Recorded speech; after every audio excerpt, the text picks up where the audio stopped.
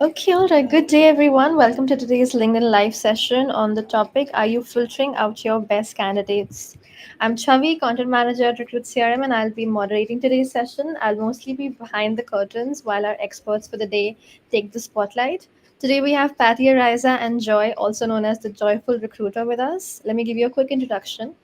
Patty is a seasoned GTM team builder and career coach specializing in transforming sales teams and helping professionals transition from hired to promoted. With extensive experience in sales recruitment and career coaching, Patty is the founder of ISA Recruiting, where she is dedicated to bridging the gap between what hiring managers need and what recruiters deliver. Joy is a highly skilled sales recruiter with over 10 years of experience in global and national recruitment. As a founder of Joyful Talent Solutions, she empowers professionals and organizations to create inclusive, purpose-driven hiring practices while improving the candidate experience across multiple industries. So welcome you guys. You want to say a quick hi to the audience and a bit about what we'll be discussing today? Hi, everyone. Go ahead, Patty. Well, thank you so much for that great introduction, Chavi. I really appreciate it. Very excited to delve into this topic because I have been on both sides of the hiring table. I've been an individual contributor and I've also been a hiring manager, and now I'm doing recruiting. So, what we're going to be talking about today is how recruiters intentionally filter out some of their best candidates by not focusing on unconventional backgrounds. So I'll pass it off to Joy to add a little bit more about her and what we're going to be delving into today. Thank you, Patty. And that was a great introduction of both of us. But as mentioned, I am a lead sales recruiter or talent acquisition advisor in the tech industry. And I'm also known as the Joyful Recruiter and Recruiter Queen as well. So I'm just thrilled to be here. I can't wait to get into this discussion with you, Patty. Awesome. Well, to give you guys a little bit of background, the reason me and Joy decided to pick this topic specifically is because even though there is a lot of candidates and we're in a candidate heavy market, companies are still struggling to find roles. And the reason for that is they have very rigid expectations. And since, there's turmoil in the economy and just turmoil all around, companies are being risk adverse. And instead of hiring somebody for potential, they want somebody who has done the exact job at the exact industry, selling to the exact same ICP. And that's leading to, a very narrow tunnel that is making recruiting and hiring much harder than it needs to be. Exactly, Patty. And as recruiters, we're here to meet business needs, but not at the expense of innovation. That's where partnership really comes in. Recruiters are not just order takers, or at least they should not be. We are strategic advisors, or at least I pride myself as being one. And when we're trusted, we can push back and also, more importantly, help hiring managers see what they might be missing. Patty, ask you a question. As a former hiring manager, how did you view candidates with unconventional backgrounds? And also, have you hired people who didn't have the experience but had transferable skills? Yes, I have, and they've actually made probably some of the best, if not the best, salespeople on my team because of their diverse backgrounds. A lot of times when you're hiring the same type of people, you're getting the same type of results, right? And to be different, especially in a time where sales is harder than ever, you have to think differently and look outside the box. So I have hired everything from like stay-at-home moms, teachers, car salespersons, realtors, even small business owners, because those traits, like you mentioned, the transferable skills are really important. There's really, for me, I believe there's only a few key traits that somebody in sales needs to have, especially for an entry level role like an SDR. And if you have those key traits of grit, coachability, and ability to learn quickly, as well as great communication skills, then, the product, the ICP, what to say, how to objection handle, all of that can be taught. It's really about, having the person that's willing to come in and put in the work and learn and grow. And I've found that the people that come from those unconventional backgrounds work way harder sometimes than somebody who has that already experience and maybe has a mindset of, I already know everything Right. as well. So I've definitely seen that. Um, and, with regards to that, obviously it's a two-way street, right? As a hiring manager, I've considered those people, but also because the recruiters position their resumes and their transferable skills in a way that made it seem enticing for me to even take the interview. Obviously, I wouldn't have interviewed them if I didn't think they'd be a fit. So I'm curious, Joy, how exactly are you that strategic advisor that's partnering with the hiring managers? Because I know you obviously have a lot more experience in recruiting in doing that. How have you done that before? So one of my favorite parts of recruiting is identifying candidates with transferable skills. A lot of them just need the right opportunity or get their foot in the door, or even I'd say a recruiter just to do that 30 or 45-minute phone screen with them. I've placed people who didn't have direct industry experience, but had the hunger, grit, and emotional intelligence to thrive. I've helped them land roles like account executives, sales leaderships, and also sales support roles, even without a traditional background. Sometimes they may just need someone, as I mentioned before, just to open that door for them. I love that. I'm curious as well. Somebody like me who knows that diverse teams perform better, understands that, if you're hiring from the same universities, who went to the same, played the same sports and the same fraternities, you're going to get, Chad and Brad and the same type of people, right? So, how True. do you find that unconventional talent to begin with? Is there, I imagine, and I know it starts with sourcing, right? Where are you sourcing from? How are you communicating this? How have you found these diverse people? So, first of all, it starts with being intentional, because I have been told, oh, well, I'd love to hire this type of person or that type of person, but just can't find them. There aren't enough people. It's like, okay, well, here you go. I'll give you a great example. Last year, I had the privilege of attending Afrotech, and my employer, we were not a sponsor or partner. However, I took it upon myself because I am a networker. I introduced myself to various attendees and let them know, who I work for, what we do, ask them what type of roles they were looking for, and two of my coworkers were there, so we all connected with them. And then when I got back, I did a search on LinkedIn Recruiter of Afrotech, because a lot of people put that hashtag in their headline, Afrotech 2024. And so I sent out, as we recruiters call it, sourcing. I sourced a bunch of people just to let them know, hey, this is who we are. This is what we do. We will be hiring. Check us out. So I think just being intentional, that's one of the ways to go about it. Of course, there are a lot of others, but we only have so much time. No, that's a great way to do it, right? Filters as well for the type of candidates that you're looking for coming from those diverse backgrounds.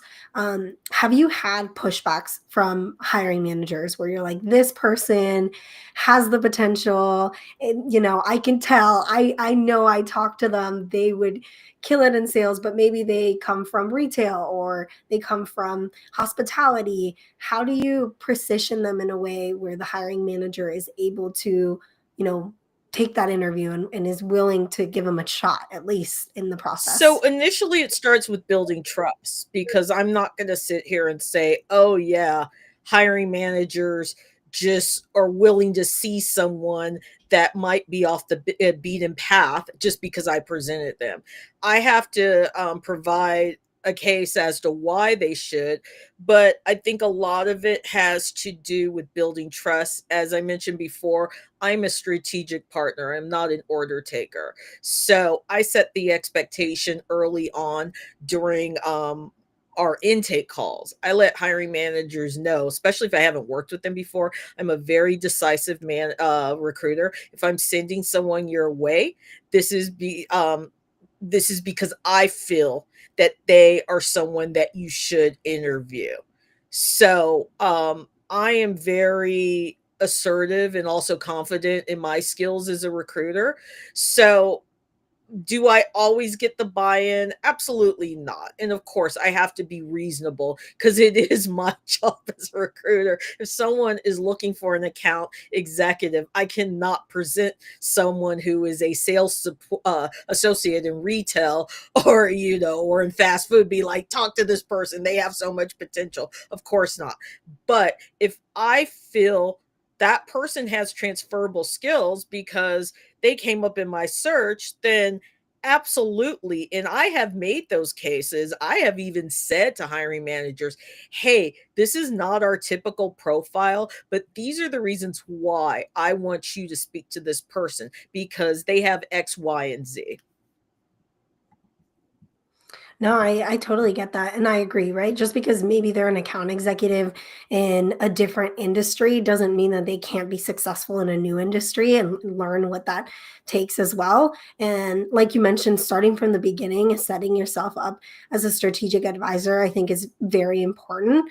One of the things that I think is important that I do is understanding why the job description is written the way it is and the reasoning that they decided for the amount of experience, the industry. And a lot of times, part of the reason that they, set that criteria is because they're afraid, right? If they're like, we don't want to hire anybody from Y company, maybe they had one bad hire from Y company and they have some sort of PTSD that's coming along and in having that conversation of why 5 years, right? What if I present somebody with 3 years? Why would that not be a fit? What do you envision happening, right? What hasn't worked in the past?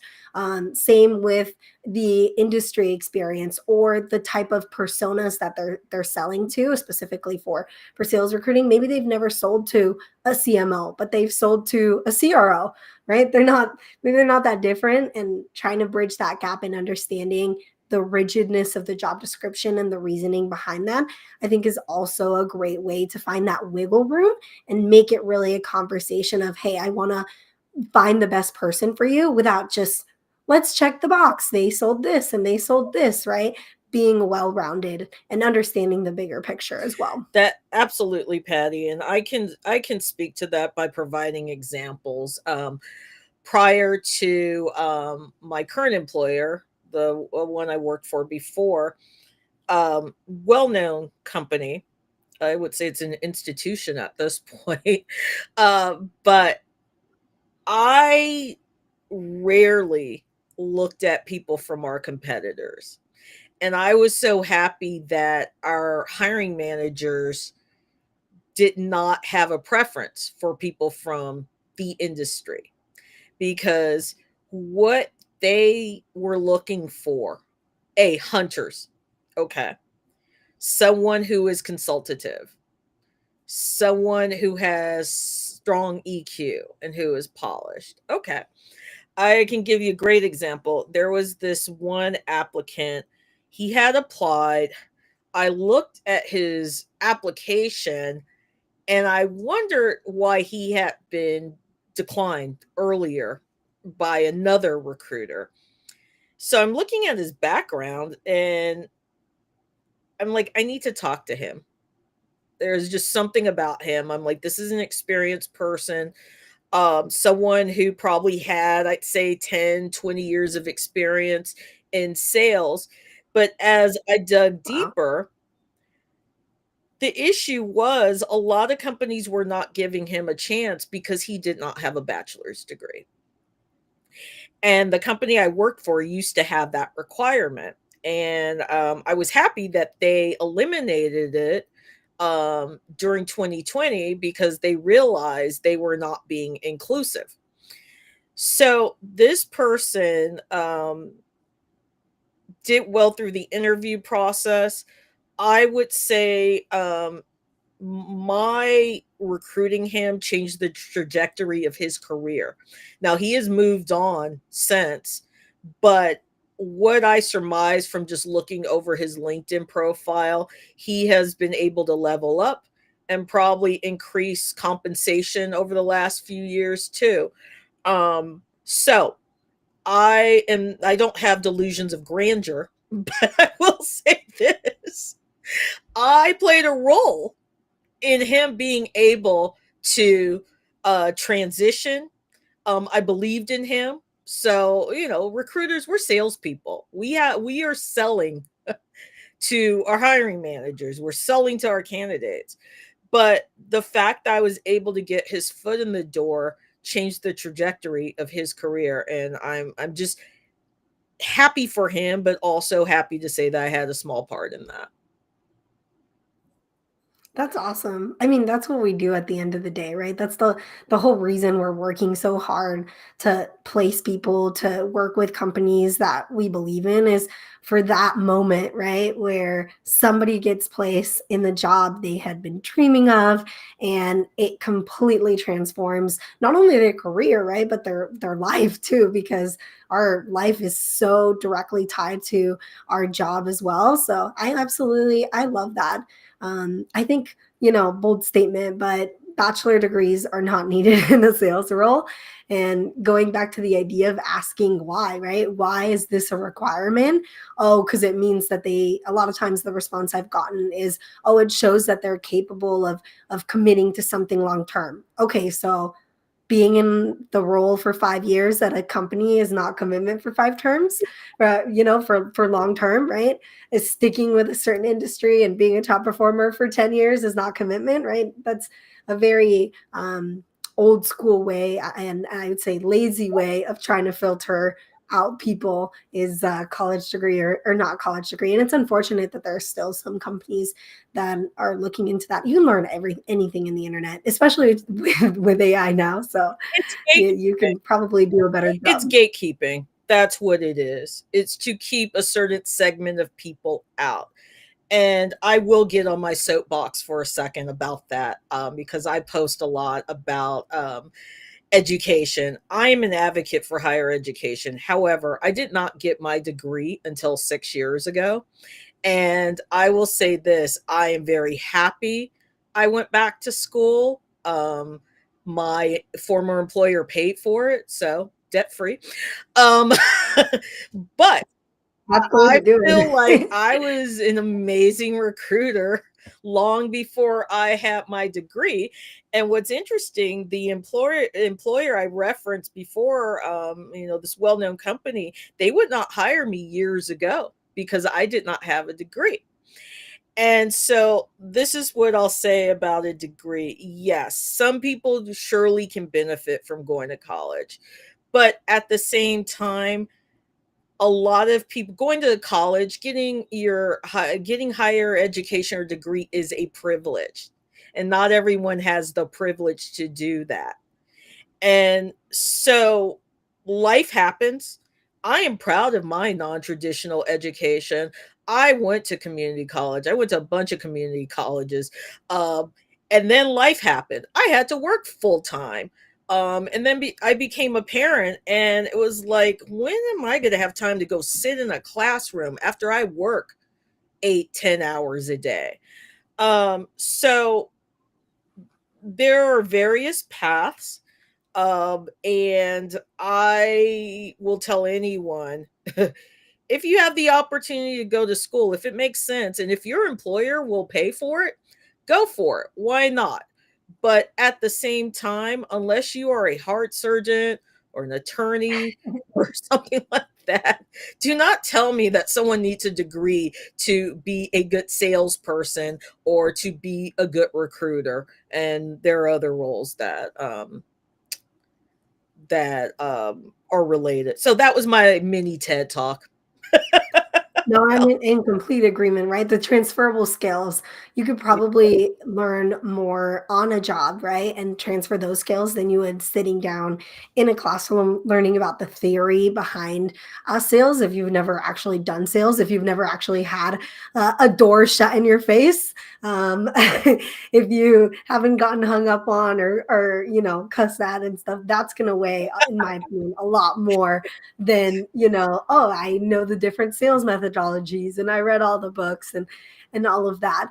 To take it to a different turn here, do you think that there are exceptions to the rule where you should hire for experience and not just potential or transferable skills? And I'll add a little caveat. I think it depends on the company and the company's ability to support the person, because you can't expect somebody who has done retail sales to come in and now sell a complicated, for example, HR tech stack or Recruit CRM with, that's complex and you're dealing with a different ICP, and be able to just succeed if there's no coaching, if there's no training, if there's no set sales process in place for this person that's transitioning. Do you agree with that, or do you think they can come in and if they're motivated enough, they'll learn? I'm curious. That's a great question, Patty. This is what I'll say. There are certain industries where the product is very technical, if you will, and it might be a harder transition if the company does not have resources or sales enablement or the time or willingness to train somebody. So the curve might be a little harder, but that's why I'll say there are early early career opportunities, excuse me, that people can get in early on.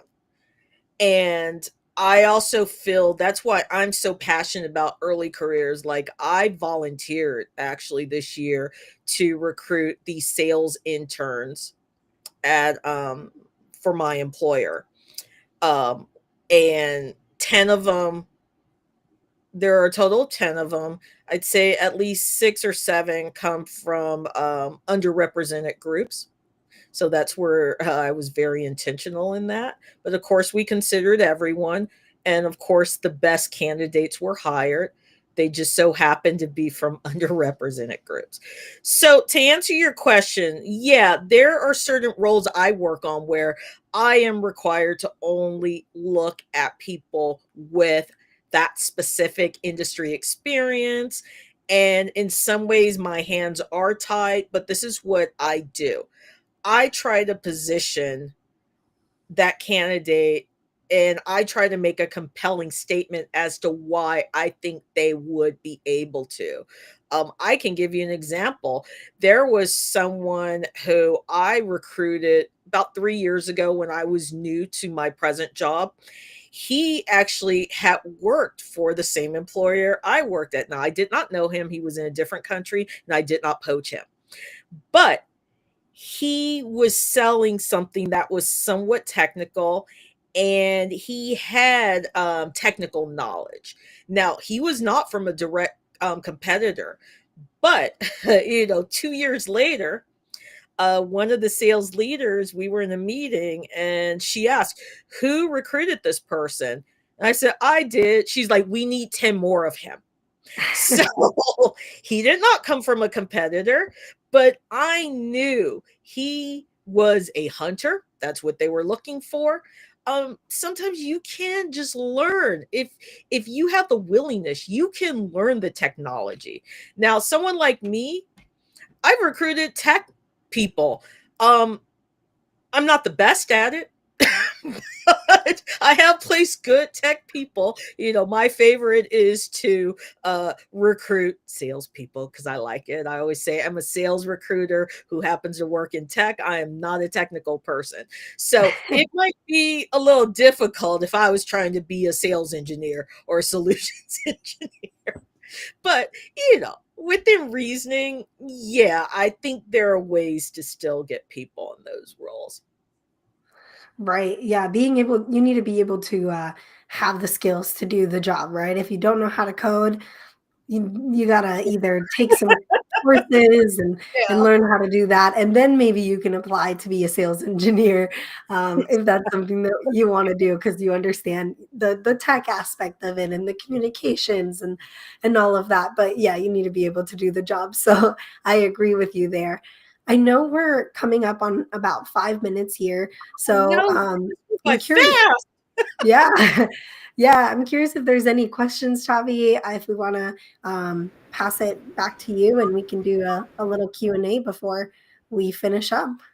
Yeah, thank you so much, guys. So the audience is very engaged. They've been leaving a lot of comments, but so far I haven't seen any questions. So, like Patty just mentioned, if anybody had any questions throughout the discussion, feel free to drop in those, and we'll do a quick 5 to 10 minute long Q&A and answer as many questions as we can right now.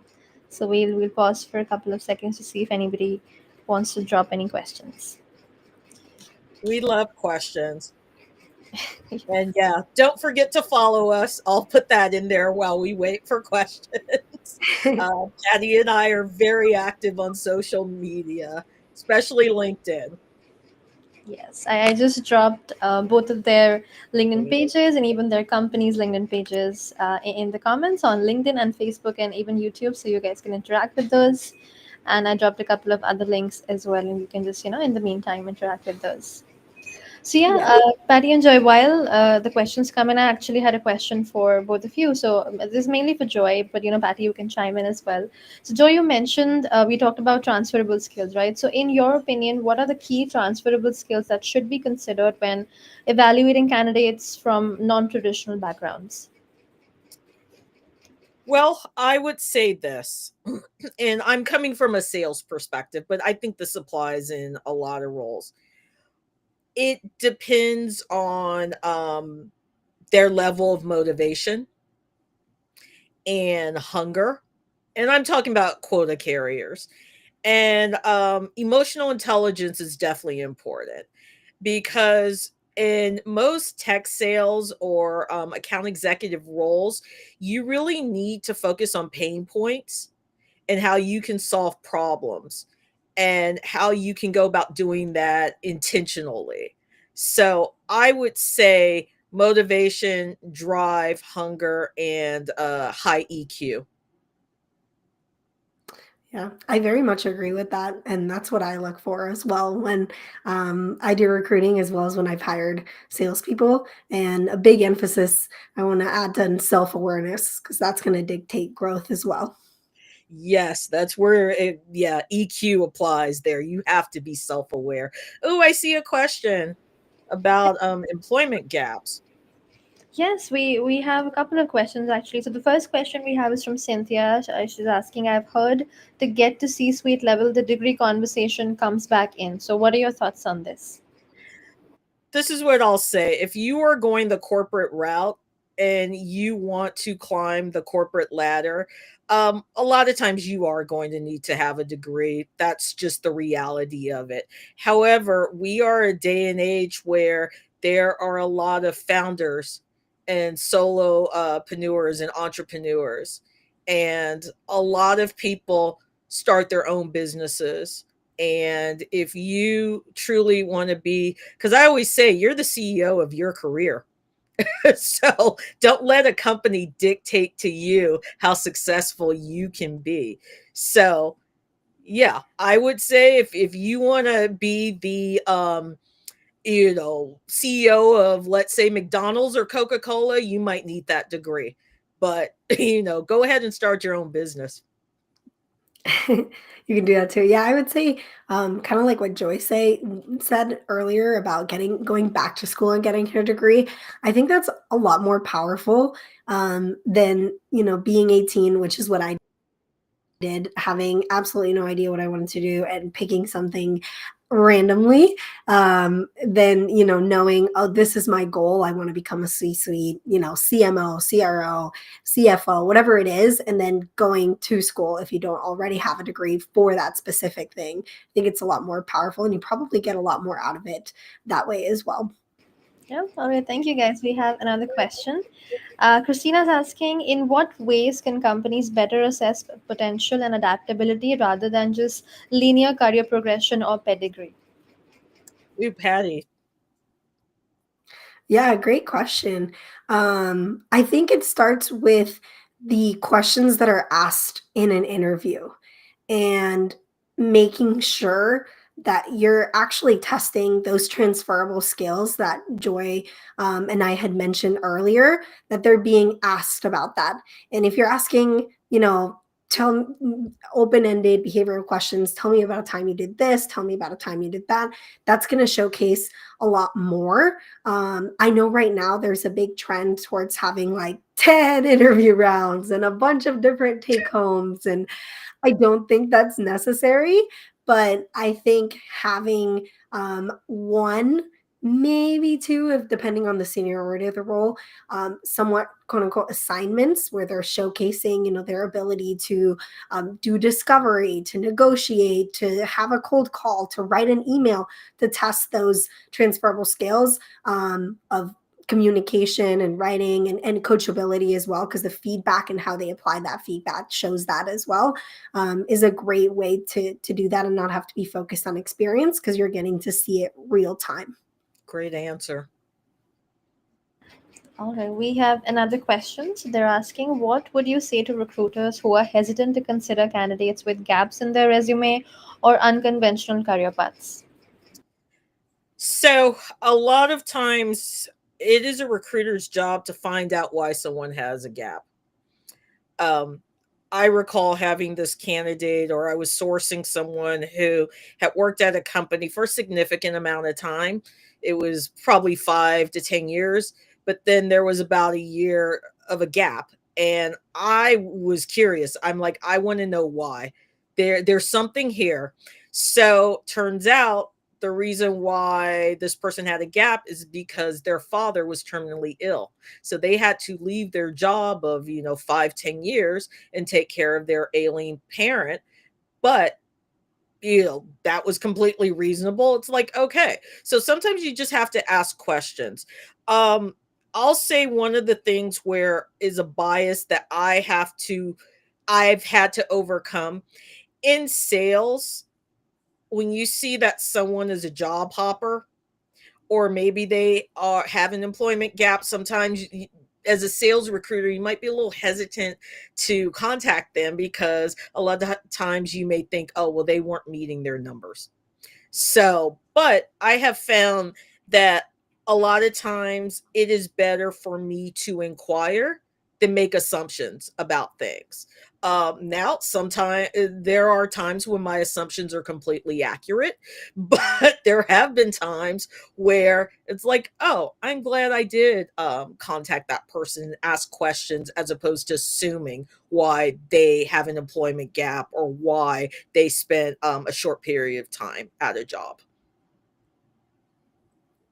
Yeah, I want to add as well to that. Is it a one time gap or is it a consistent pattern where they're switching from one job to another and there's a 3 month gap? Three times in the resume, because life happens, right? We all go through things. There's bereavement, there's Yeah. illnesses that either somebody else has or they have. People have children and maybe don't want to return to the workforce right away. And in the U.S., we unfortunately don't have that long of a maternity leave, so that might be also a reason somebody's taking a little bit longer in between jobs to spend time with their family. So asking is really, really important. Another thing to consider too is how long is their tenure and understanding the reasoning behind that too. Because I know, going back to sales recruiting, a lot of times I've seen where somebody's been at a company about a year and about a little bit over a year, right? And a little bit over a year. And that might trigger a red flag. But also for working with early stage startups, which is what I do, that one company might have not gotten funding and then everybody gets laid off, right? Because it's risky to join a seed early stage startup. And then the other company actually got acquired and there were massive layoffs. And then the next company, they realize maybe it wasn't a market fit, right? And so understanding that as well, and the backgrounds of the companies that people have worked at is also important to consider whether it's actually job hopping or there's something more to it. Yeah, all right. Thank you so much, guys, for answering those questions. I think that's all the time that we have, and we actually were able to answer quite a bit of the questions from the audience.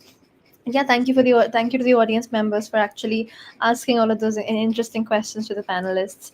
So yeah, thank you so much for a great session, Joy and Patty. Do you have any closing remarks for the audience before we quickly wrap up? Yes, I see a question about is there an uptick in hiring certain industries? As I mentioned, I work in the tech industry. I am way busier than I care to be. This summer, I thought I was going to be able to relax, but I'm extremely busy. And I did see on the news that 137,000 jobs were added in the last few months. I hope those numbers are accurate. So, yeah, I think there's definitely going to always be an uptick in certain industries. But I always say if you're looking to stay employed eternally, go into the medical industry. That's a good tip there. Well, thank you so much for Thank having you. us on, Chavi, and thank you Yes. to Recruit CRM. If you have an easy way of trying to source candidate, that's what I use. So I'm glad we got a chance to do this. Thank you, Recruit CRM. We really appreciate the opportunity. Thank you, Patty. And yes, please, thank you, audience, for attending because I love the energy. Yes. And yes, please follow all of us on social. Yes, yes, we definitely love the energy that you both have brought today to the audience. And yeah, we've dropped a couple of links. Like I mentioned earlier, you can connect with Patty and Joy on LinkedIn. And we've also dropped a couple of links for you to check out Recruit CRM in case you want to check out the product. You can book a free demo and we'll walk you through it. And you can also, sign up for a no commitment free trial. And we've also dropped our social media links so you can connect with us there for information on future events and other stuff there as well. So yeah, thank you so much, guys, and we'll see you